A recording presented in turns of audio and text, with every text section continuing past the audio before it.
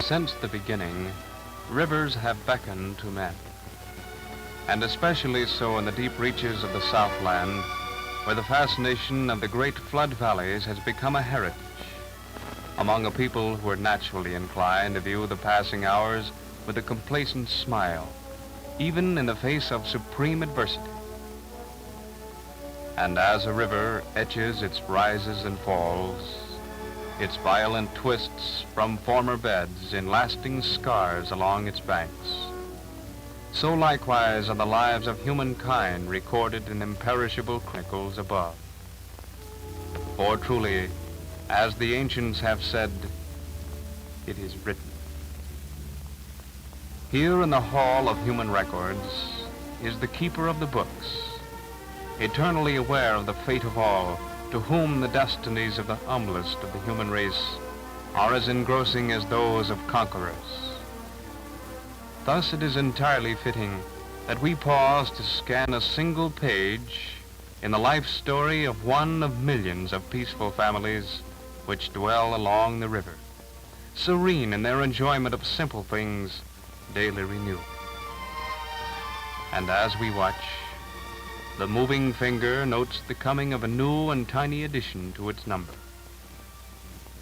For here in the modest cabin of Zeke Ellis, there occurs a commonplace event, one of little moment to few but the occupants therein, and to the immortal recorder above, the arrival of Zion Ellis. It is a matter of patient waiting to all except Zenobia, mother of Zeke's small brood, and to Granny Lee, the neighborhood midwife. For Granny Lee, an interpreter of age-old secrets, is hearkening for an omen that augurs well for the newcomer.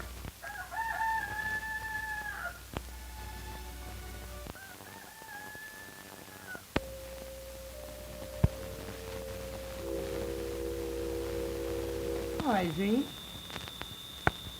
Another boy. I reckon you wanted a gal this time, ain't you, Zeke? Granny Lee, I am not so particular about gals, but boys seem to have such a hard time in this country, especially colored boys. They sure does. But Zeke, that child was born for good luck. Your rooster crowed 3 times just before he was born. Sure enough, 3 times? He sure did. I am relating all this because there was something uniquely appealing about Zeke Ellis and his family, something which set them apart. Sensing this, I took occasion from time to time to pry into the privacy of their lives.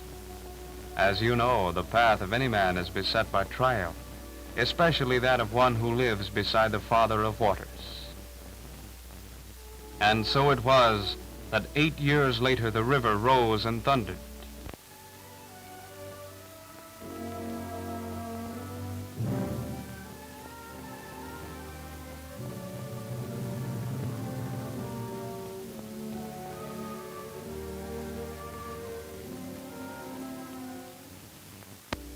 Now, when flood threatened the countryside, the rallying point was Potter's Landing, a weather general store presided over by genial Jim Potter, who owed his trade and his esteem to a keen understanding of other people's troubles.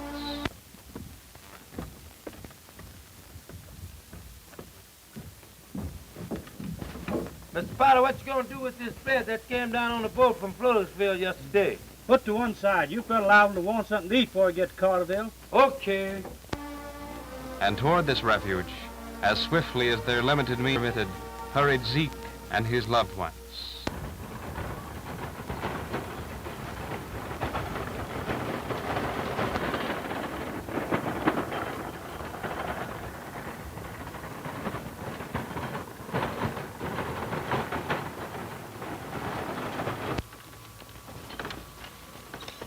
Whoa, Jupiter, whoa.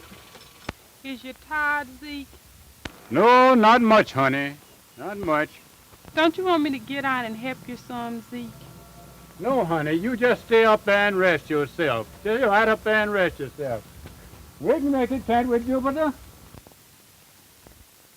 Yes, we can make it. Sure we can. Sure we can. Come on, Jupiter, let's go. Come on, let's go. We can make it.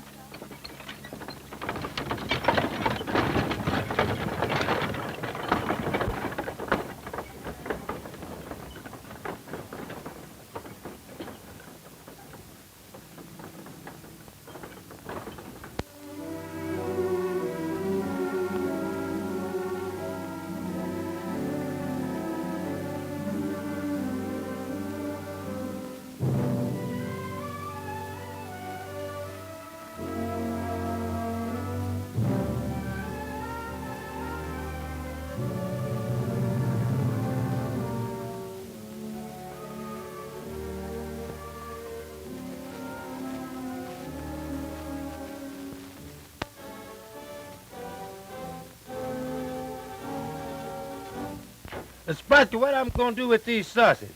Oh, put 'em over there by the bread. I reckon you fellas gonna want to eat something by the time you get this all loaded up. Yes, in fact, I feel like greasing my gums now. Boy, that's all you think about is eating. Oh, no, it ain't either. I think about something else. I know, sleeping.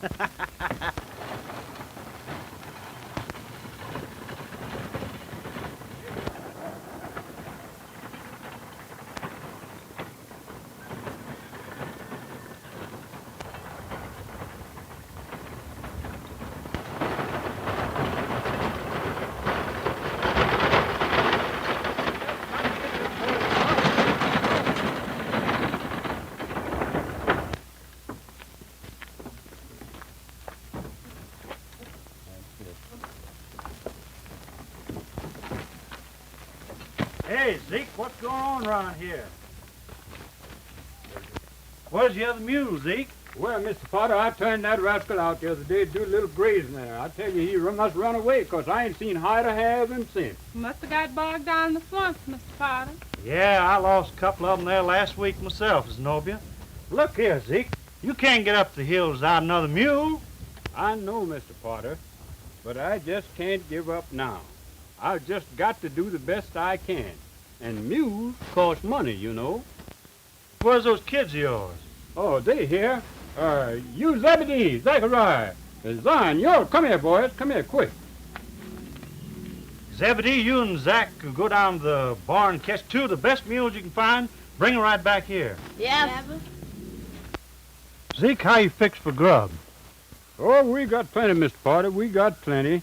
Pa, you know, me and Mom ate the last piece of meat for supper last night. Well, Zeke, tell me, what'd you have for breakfast this morning? Why, we had. Pa, you know we ain't had nothing. But, Ma, don't you know me and you ate the last two pieces of cornbread for breakfast? Zion, you climb up on that wagon, get the biggest tow sack you can find, and throw it down here, will you? Yeah. And Zeke, listen, you take that sack and go on in the store there and fill it up with grub there, see? Take all you want to. Go on, then Zenobia, you go on with him then, and you find some sausage and some oil and some fresh bread right there by the door. And you help yourself to anything you find there, see? Go on, do that now.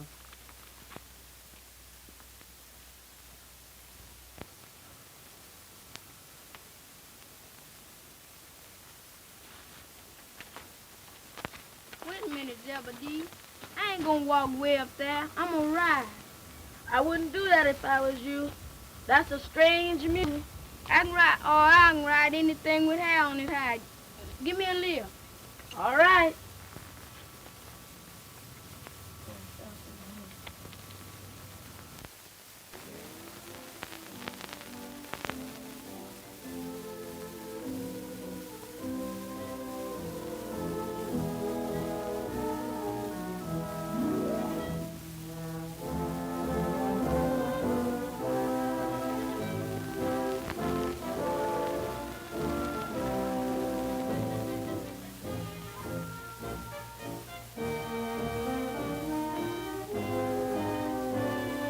Oh, it sure will provide. Sure did provide this time. I'm kidding.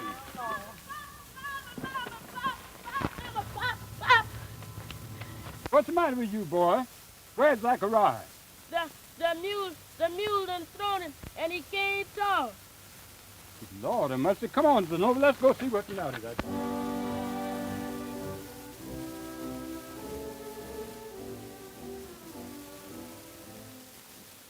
You reckon he'll ever come to, Mr. Potter? Now, Zenobia, don't you go worrying about that boy. He'll be all right in a day or so. Of course, he got a pretty bad cut on the side of his head. Well, you have to get him to a doctor in the next day or so. Don't even have that bad scar on his face, won't he, Mr. Potter? He sure Well, will. Mr. Carter, I'll get that boy to the doctor. I'll die trying. Yes, sir, I'll get him there, even if I have to take him down on my back. Oh, you won't have to do that, Zeke. Say, Josh, you and Ples go round up them 2 mules of his and hitch 'em up the wagon. Yes, sir. Come on, Zeke. Let's take 'em up to the store.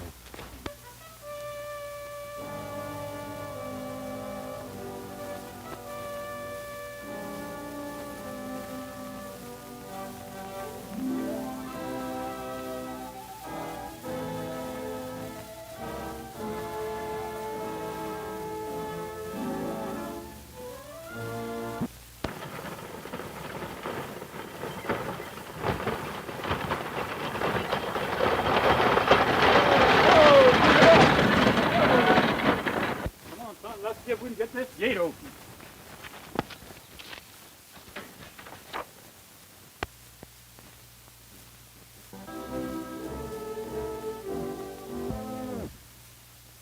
Ain't he said nothing yet, Mama?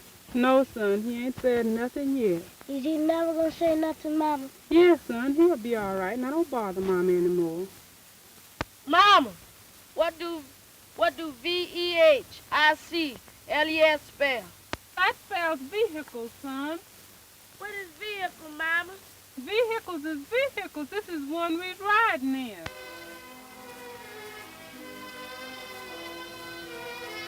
And that's a vehicle.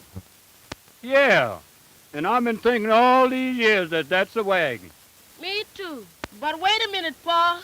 This paper says no vehicles on this road, and it has the sheriff's name signed to it. I can't help it, son. Whose name has got signed? This is the shortest way, and we've just got to take it. Come on.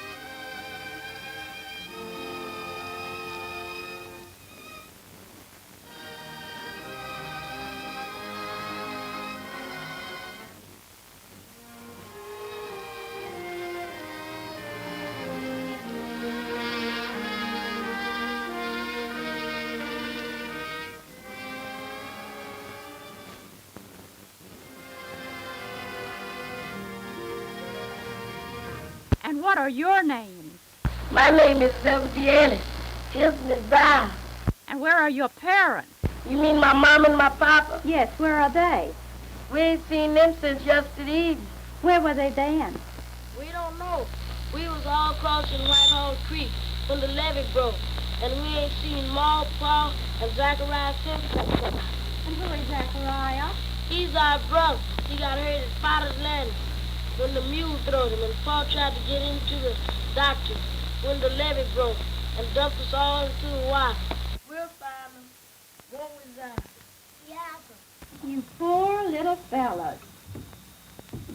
Can I help you, Miss Brown? Yes, Captain Jason. These little youngsters have become lost from their parents. And I think we should do something for them right away, don't you? Why, of course. So you're two little orphans. No, so he's colored boy. Where we gonna find Mama, Papa, and Dad? Oh, we'll find them all right. But don't you start no more crying. We'll find them. Zebedee, what makes lemons great? Mama says don't nobody know that except in the... Lemons great? Sure they done. Does the Lord ever tell us? Yes. You'll have to ask him that yourself. Is there any lemons in heaven? Sure there is. Didn't you hear the deacon say everybody has to cross the River Jordan to get to heaven? Yeah, folks on the levee trying to break rules, trying to get across the river. Zion, you asking too many questions. Hello. Hello. My name's Wesley Hill. What's yours? I'm named Zion Ellis. Is that so? You're so quick on the trigger, I thought perhaps you might be one of the James boys. I don't mind him. He don't know any better. Oh, that's all right. But what's your name? I'm named Zebedee. Zebedee Ellis. Does you live around here? Not on your sweet life. I'm from up north. Why, the only owls you see are on cigar boxes and in the zoo. Does the levee break up moth too? Listen, kid, where I come from, we're lucky to get enough water to drink. We use all our extra water for making lemonade and soda pop and taking baths. I wish I was up there, don't you, Zebedee? You'll never get up there by wishing. Well, how can I get up there then? Son, don't ask so many questions. Oh, that's okay. I'll tell him. You see, kid, it's this. If you haven't got enough money to pay your way on the train, you walk. Oh, it isn't far. Just about 600 or 700 miles. Most of the big guys from down here grab an armful of freight and hobo it. Is that how you got down here from up north?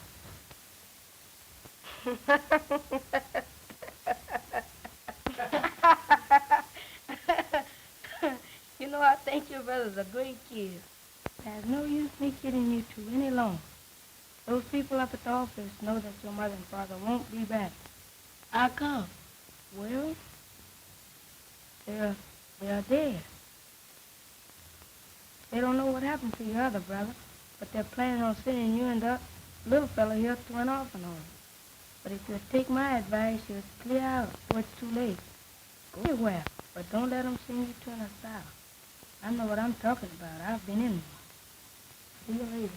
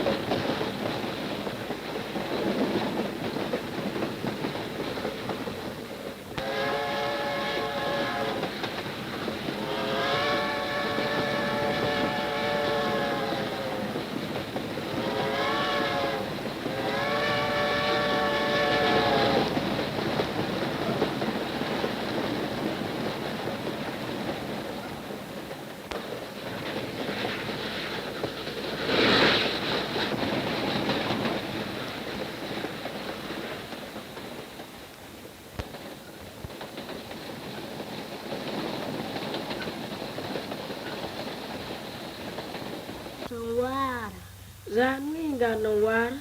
We have to wait till the train stops. Why come I got to wait till the train stops? So we can get you some water. Why come I can't have no water now? 'Cause there ain't no water on the train, Zion. That's how come. But didn't you say last night before we got on the train the train was carrying on water? Sure I did, but that was for the engine. Does the Indian have to drink water too?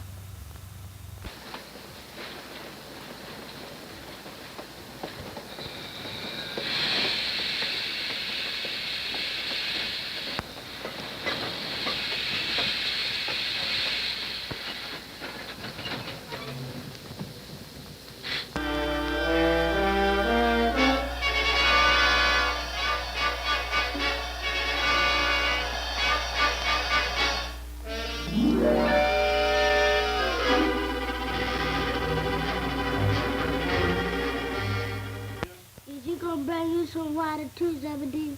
Yeah. Did you ask him to bring you some? Zion, how come you have to ask so many questions? But didn't Mama say when you want to know something to ask somebody? Didn't Mama say that? Yes, Zion. She.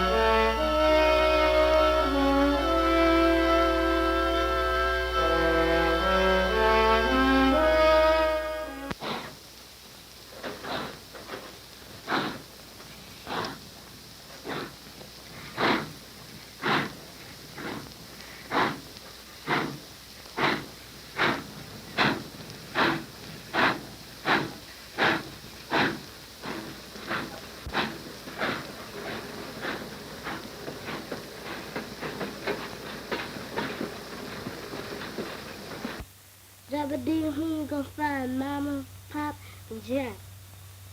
We'll find them, Zion. Pretty soon, we'll find them.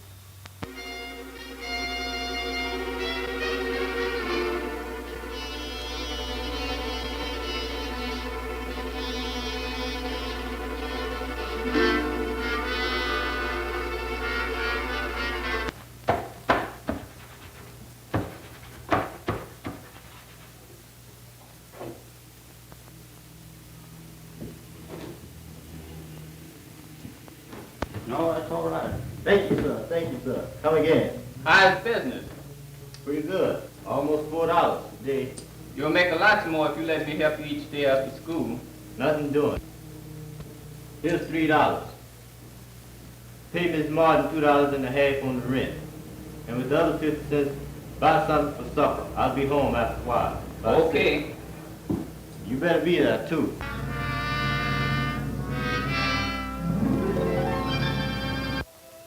Battling against great odds in a big city, but with the inherited will to win surging through their veins, Zebedee and Zion are slowly but surely gaining ground.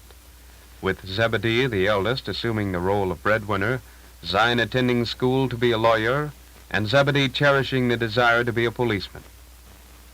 In their modest apartment, they study and plan. Zion passing on to Zebedee what he has learned in school to better prepare Zebedee for a police officer. Zebedee tells Zion of the many experiences he has during the day, serving the public at his shine chair, so Zion may know of the natural trials of life when he becomes a lawyer.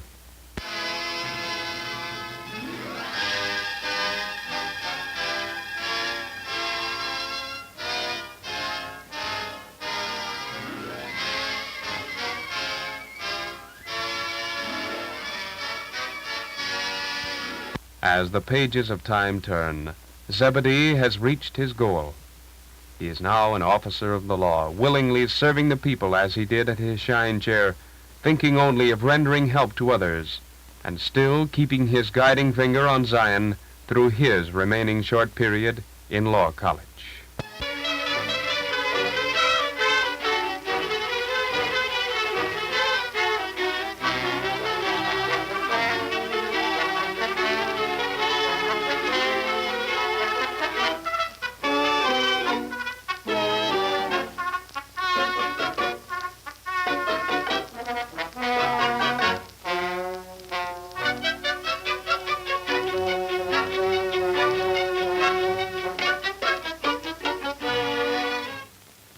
It can hardly be as bad as all that, Mr. Ellis.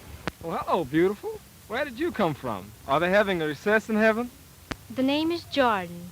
Thelma Jordan to you, Mr. Ellis. And I didn't come from heaven. I've just come from the dining hall. And they weren't having recess. They had beans. Beans? Red beans. But we had red beans yesterday. And again today, my lord. Oh, well, I didn't miss anything. But you did miss something. And what did I miss? Today, there was meat in the beans. Meat? Yep, lean meat, and plenty of it. Oh, no. Zion. Oh, excuse me, gorgeous. I'm just trying to figure out how that meat got in those beans. But, were you about to say something? Yes, Zion. What did your brother say about us? Oh, he said a lot, son. He said I was too young to think about marriage. He said a fellow should be able to take care of his wife when he's getting married. And what does he know about it? He's never been married. And neither have you. And you mean you agree with what he says? In a way, yes. But we're already engaged, honey. We can get married right after graduation. And where will we live on, may I ask? I can get a job, can't I? Well, I can work. What kind of work? Oh, any kind. Common labor if necessary. But that's hard work. And hard work is for mules and fools. There's nothing disgraceful about common labor. No, there isn't. But even a mule has sense enough to turn his back on it. Oh. You said that you wanted to be a lawyer. Your brother wants you to attend law school. And I want a husband whom I can feel proud of and respect and depend upon. That last part sounds as if it came from your dad. Did it? No, Zion. That last part is something that came from my mother. I don't know. He hasn't answered my letter yet, but I'm wondering what he will say.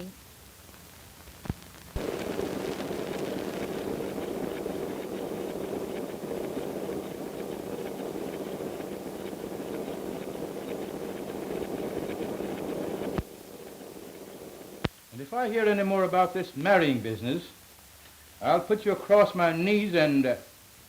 No, you better not put that in. She's too big anyway for that. Put it this way, and if I ever hear any more... No. Just tell her I think she's too young to get married anyhow. And don't forget to enclose the usual check.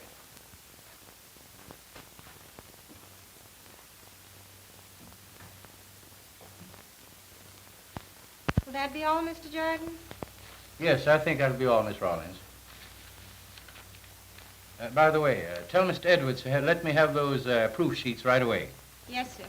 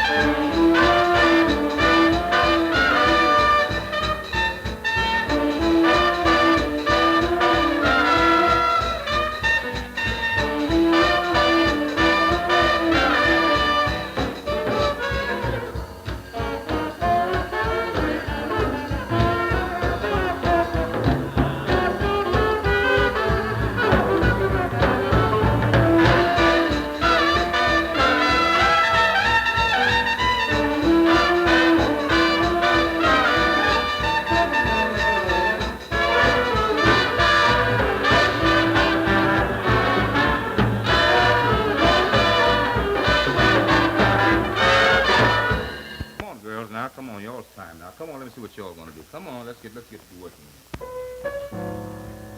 You know, babe, I think we'll have a pretty good show after all. I hope so. Yes, sir. Yes, sir.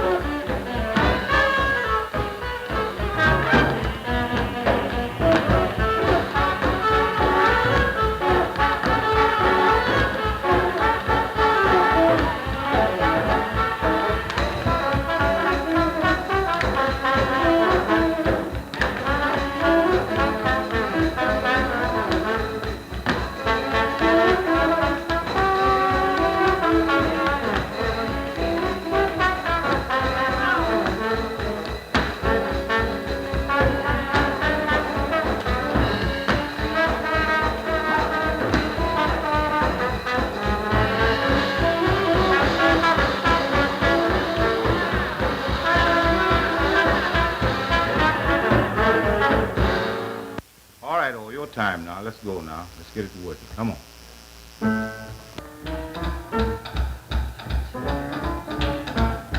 Mr. Jones, you're wanted on the telephone. Thanks a lot, girlie. Excuse me, babe. I'm on the telephone. Just be sure it's a telephone, Derby. I might come in to see. Don't get frantic, sugar. Don't get frantic.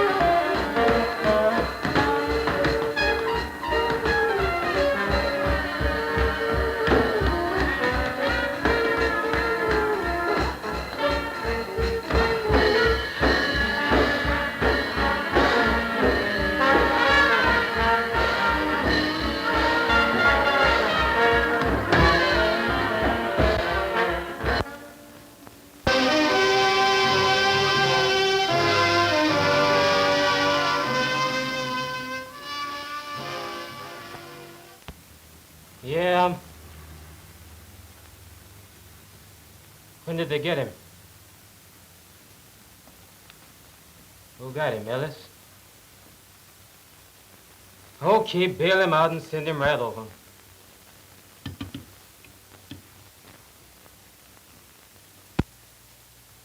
Boys, we got troubles. Ellis? Yeah. He got hit again last night and they're holding him without bail. They put the screws on Hickey, but no dice. Ellis says he's going to hold Hickey until he finds out where the stuff is coming from. I've got something to say about that.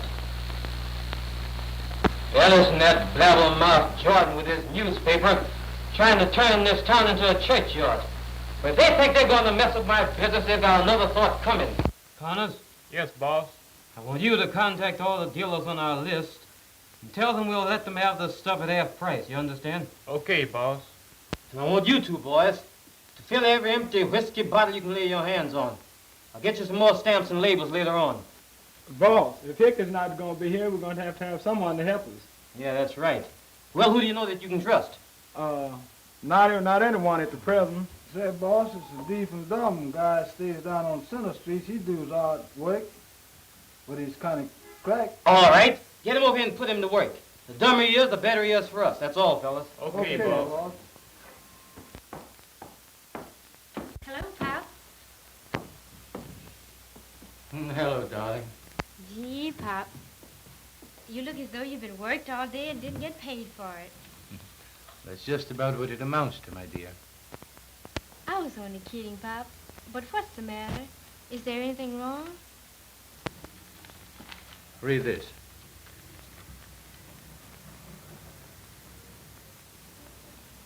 Any of them related to us? In a way, yes. We're colored people. We're all related to us, sonny. We're all colored people. They're all related to us, our people. All one blood. Yes, I know. But what is this to do with you? Your job for the police. You know, it is a job for police. But what concerns the police concerns every civic-minded person in this nation. And that, my friends, is exactly why you have been asked to come here. There is among you a minister of the gospel. The denomination is not important, for there is only one God. President of a women's club.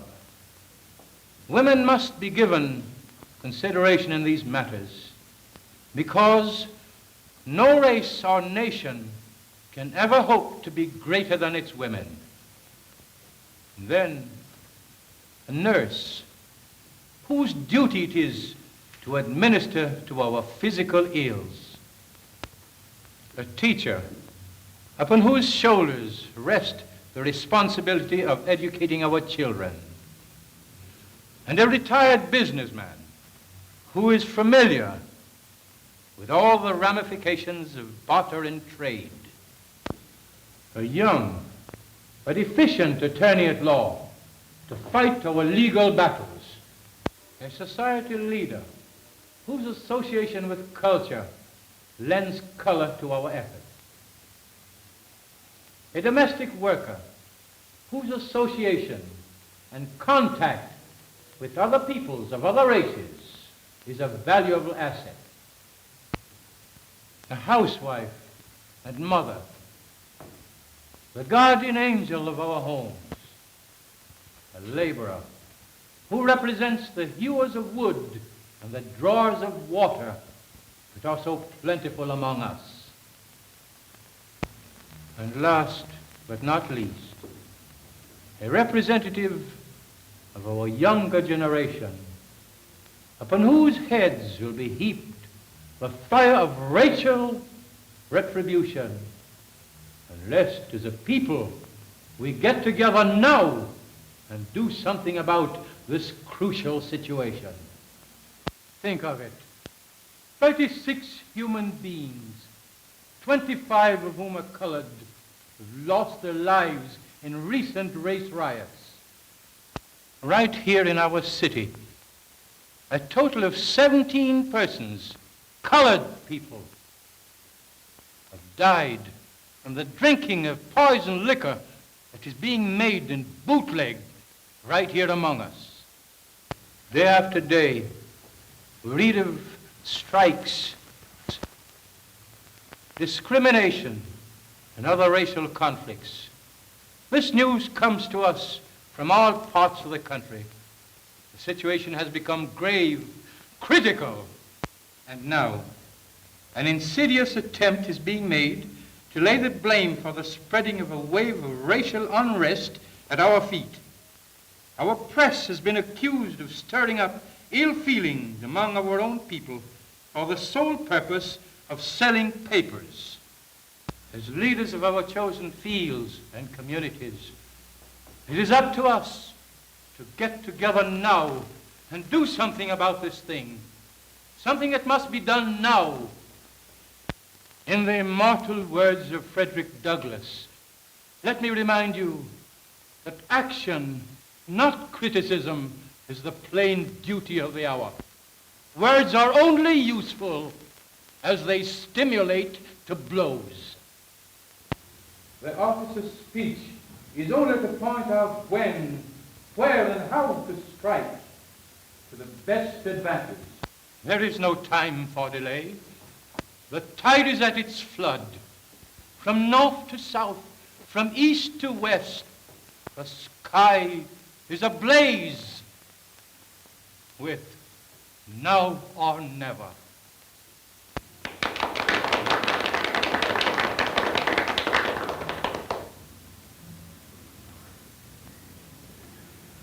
Mr. Chairman, ladies and gentlemen, I have read quite a lot lately having to do with miscarriage of justice where races are concerned. And I'm particularly interested, as I know you are, in having this country of mine go on record, yes, historical record forever, as being a country where all men might receive justice at the law and in the law. The greatest representation in the world today needed by men, and especially by men of the Negro race, is that somebody down at the district attorney's office of Negro blood and heritage have the privilege to have something not only to do with bringing men in from the street, but administering the justice after they have from the street. And so it is that I'm suggesting here today, not that we accuse this one or that one, this racial group or the other racial group, but that each of us take our responsibility, our individual and collective responsibilities, and act in accordance with the opportunities which are ours. And so I suggest that we think seriously about the fact that no law can actually be definitely, positively, that does not give every man an opportunity not only to stand before that law feeling that it will be just, but to have to do with the exercise of the powers in that law.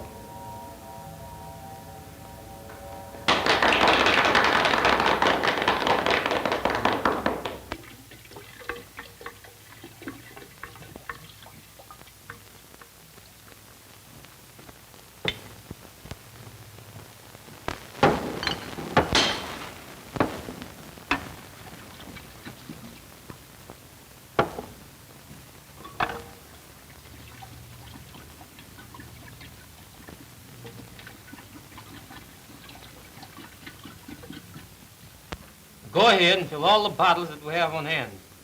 And make no deliveries to anybody unless I give you the word, you understand? What about those 6 cases to the Blue Goose? I said no deliveries. But what's up, boss? Is anything wrong? You fellas ever read the newspapers? Any more questions? No, boss. Okay, boss, but I can't see why this is gonna hurt us any. That's just why you're working for me instead of me working for you. I can see farther than you can. With young Ellis in as deputy city prosecutor, handling colored cases, and his brother Zebedee has held the vice court in this precinct, why Jordan is playing a three-way combination that even we can't beat. Jordan has been doing a lot of talking up until now, and now he's done something. It means our cue for us to roll over and play dead until things cool off. Anybody got any objections? No, boss. Okay. Okay, now that's all. You fellas hang around and take it easy. I'll be in my apartment if anything happens. Right. But what about that dummy, boss? Oh, keep him on. He ain't no trouble.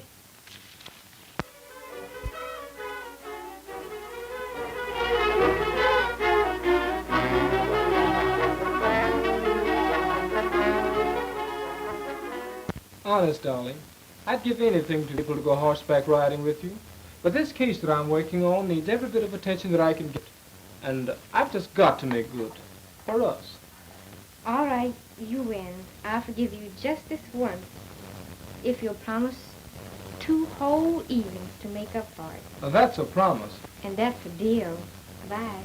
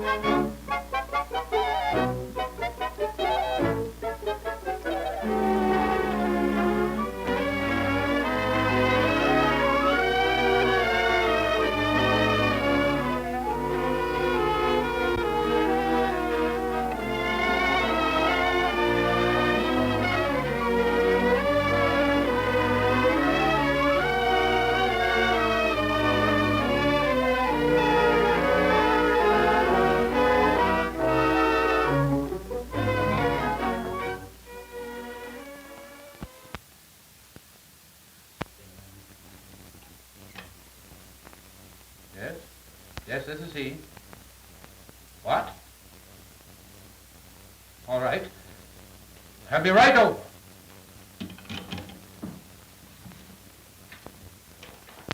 I heard this young guy Ellis is a pretty smart duck. Yeah, that's what Hickey said. I hope I'll never have to face him. Me too. Oh, you birds are just like the boss. You're too soft.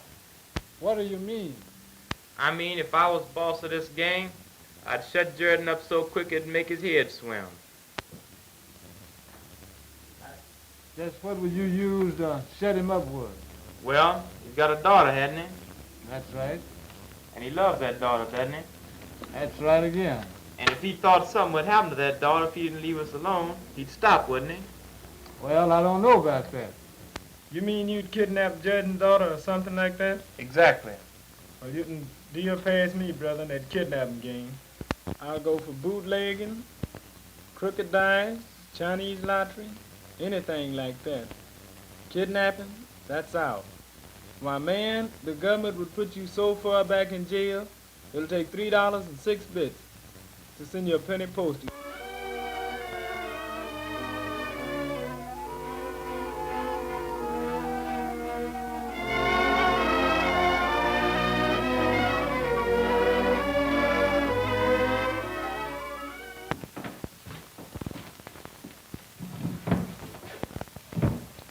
Well, boys, look like we've been out on a wild goose chase.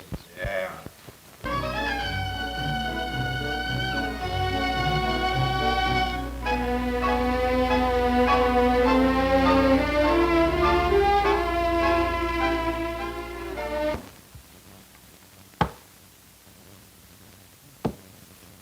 Your place.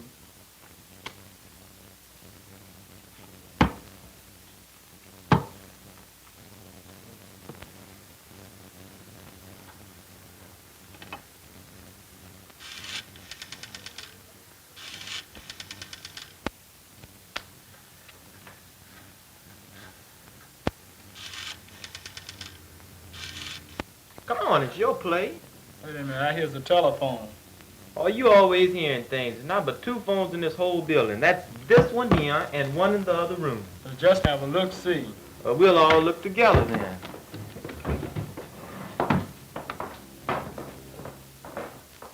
Yes, but where is she and who are you?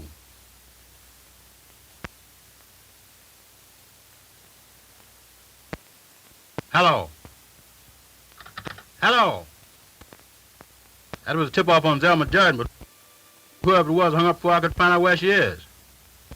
Get out the switchboard and trace that call. Step on it.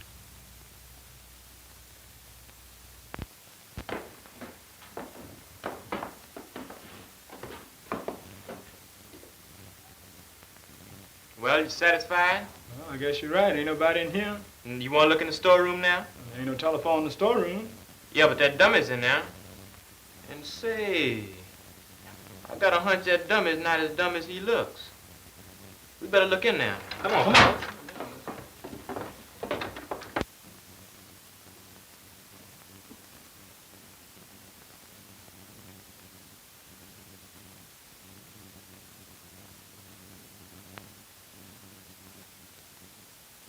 Sam, you and Joe go downstairs. I'll take care of this up here.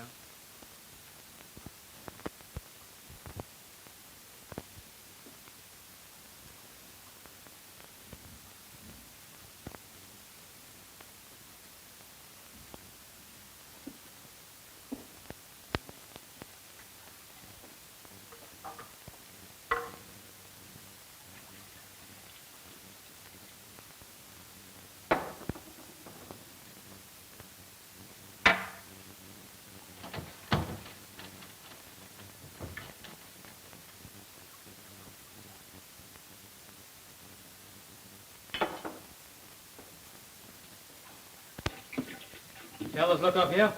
Yeah, ain't nothing up here but that dummy. How about that room? Oh, I couldn't get in there, boss. The door's locked. Who's got the key? I got a key. All right, I'll open it up. Get a move on you. Say, boss, you know who that is? Huh? Do you know who that is? That's Zelma Jordan. That's old man Jordan's daughter. Fellas, that spells trouble. All right, dummy. All right, give out. What's that girl doing down there? You heard me. What's that girl doing down there? Do you think he's stalling, boss? Yeah. Say, listen, Connors. You get that girl. Sam, go downstairs and watch that window. Get a move on you. Okay, sister. The boss wants you. Wait a minute.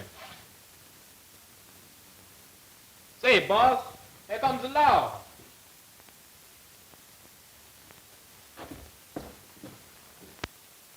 Yeah?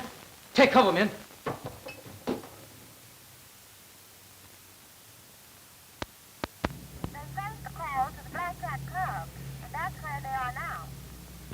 Thank you, Miss Rollins.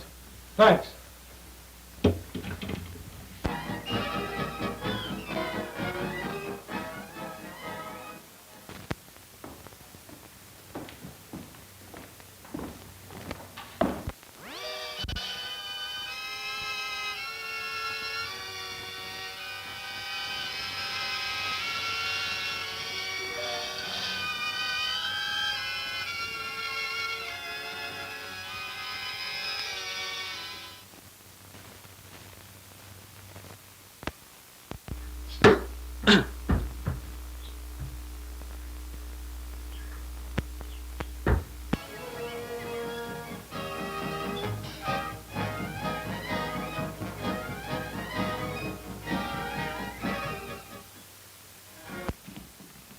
There's one of them, Chief.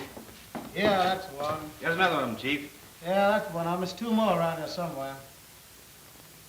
It's all right, honey. Everything is all right now. Thank God you're safe. Hey, Zeb, where's Zelma? She's here. She's all right. Come on, Zebedee. Give me a leg up. I ain't scared. I can't walk way back there. What did you say? Come on. Give me a leg up. I can ride anything with hair on it. Say, who are you? My name is Zachariah. Zachariah Ellis. Honest, mister, we ain't stole nothing. We ain't stole nothing. Mr. Potter told me and Zebedee to go get these mules and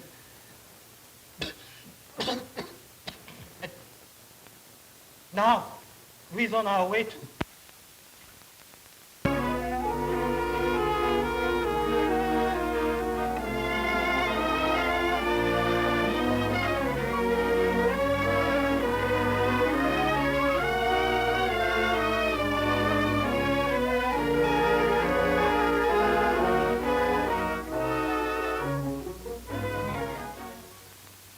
Is he dead, Zeb?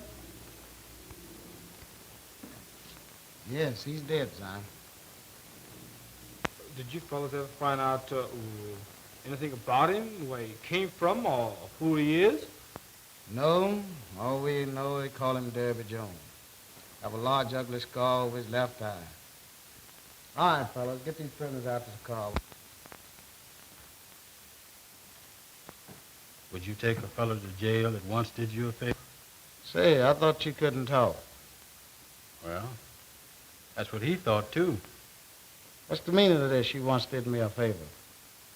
You remember a long time ago when you and your little brother there was on a train going up north and a lad got off to get you some water? Yes, but what do you know about that? I was that fellow. I'm Wesley Hill. Oh, I see. But I'm not asking you to let me go just because you did that, but, my card, Lieutenant. FBI. Well, I'll be... Hold it, Zebedee. The lady present. As in the story, the survivors, Zion, Zebedee, and Zachariah, are again brought to the hall of justice. Zachariah, who had followed the road of careless adventures, was prevented from slaying unknowingly his brother, Zebedee, through the hands of their boyhood friend, Wesley Hill, the dummy, now a federal officer. But it is written, the wages of sin is death. God made the world and all things therein. Seeing that he is Lord of heaven and earth, dwelleth not in temples made with hands, made of one blood all nations of men, to dwell on all the face of the earth, and hath determined the bounds of their habitation. For in him we live and move and have our being. As certain also of your own poets have said, for we are his offspring. Wherefore I take you to record this day that I am pure from the blood of all men.